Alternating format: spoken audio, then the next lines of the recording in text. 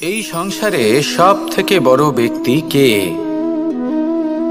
আপনি বলবেন এই কেমন ধরনের প্রশ্ন, কিন্তু এটা হলো সব থেকে উচিত প্রশ্ন। কেউ এর উত্তর দেবে যে সেই মহাপ্রতাপী রাজা, তিনি হলেন সব থেকে বড় ব্যক্তি, সেই বড় রাজনীতিবিদ, তিনিই সব থেকে বড় ব্যক্তি। আমি আপনাকে জানাই যে সংসারের সব থেকে বড় ব্যক্তি হলেন তিনি, যার সাথে দেখা করলে আপনি নিজেকে ছোট মনে করবেন না। কোনো ব্যক্তি যিনি সব থেকে বেশি শক্তিশালী, আপনি যদি তার সামনে যান তাহলে উনি আপনার অন্তরের শক্তিকে বাইরে বের করে আনবে, আপনার অন্তরের লুকিয়ে থাকা শক্তিকে জাগ্রত করতে প্রেরণা প্রদান করবে। তিনি হলেন বড় ব্যক্তি, তিনি হলেন মহান ব্যক্তি। তিনি নন যিনি নিজের বল এবং ঐশ্বর্য দ্বারা আপনাকে তার সামনে ছোট প্রমাণ করবেন। এবং সেই জন্য মহাদেব আমার আরাধ্য হলেন আমার খুব প্রিয়। কারণ রাজা হোক বা ফকির, কেউ যদি ওনার সামনে যান তাহলে সে নিজেকে ছোট মনে করেন না। আপনিও যদি জীবনে অনেক বড় হতে চান তাহলে কাউকে কখনো নিজেকে ছোট মনে করতে দেবেন না। তার অন্তরে বড় হয়ে ওঠার প্রেরণা প্রদান করুন। আসুন আমার সাথে ভালোবেসে বলুন, রাধা রাধা।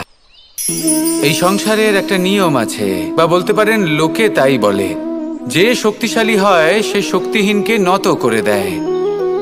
এমনটাই হয়, তাই না? আবশ্যক নয়, কখনো কখনো এমনও হয় একজন অসমর্থ ব্যক্তি সমর্থ ব্যক্তিকে নত করে দেন। এটা সম্ভব, এও হতে পারে। আর এটা তখন হতে পারে যখন তার মধ্যে ভালোবাসার শক্তি থাকে। ভালোবাসার শক্তি এই সংসারে সব থেকে বড় শক্তি হয়। এই ভালোবাসার শক্তি দ্বারাই নির্ধন সুদামা আমাকে দিয়ে নিজের পা ধুইয়ে নিল, কিছু না বলেই, কিছু না চেয়েই।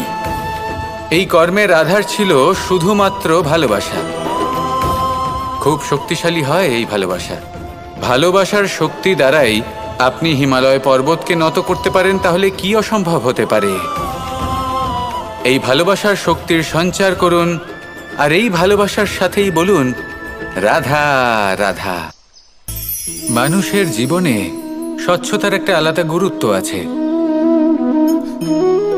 যদি আপনি নিজেকে স্বচ্ছ রাখেন তাহলে আপনার নিজেরও ভালো লাগবে, সামনের ব্যক্তিরও ভালো লাগবে, একটা অন্যরকম প্রভাব পড়বে। কিন্তু একজন শ্রেষ্ঠ ব্যক্তি কিভাবে হয়ে ওঠা সম্ভব? যার মধ্যে গুণ আছে, শিক্ষা আছে, শুভ চেতনা আছে, যিনি সৎকর্ম করেন। কিভাবে হব সেই ব্যক্তি যার মধ্যে জ্ঞান আছে? শুধুমাত্র স্বচ্ছ থাকলে তো তা হওয়া সম্ভব নয়। প্রথমে আপনাকে বুঝতে হবে যে মানুষের মধ্যে চারটি মূল তত্ত্ব আছে।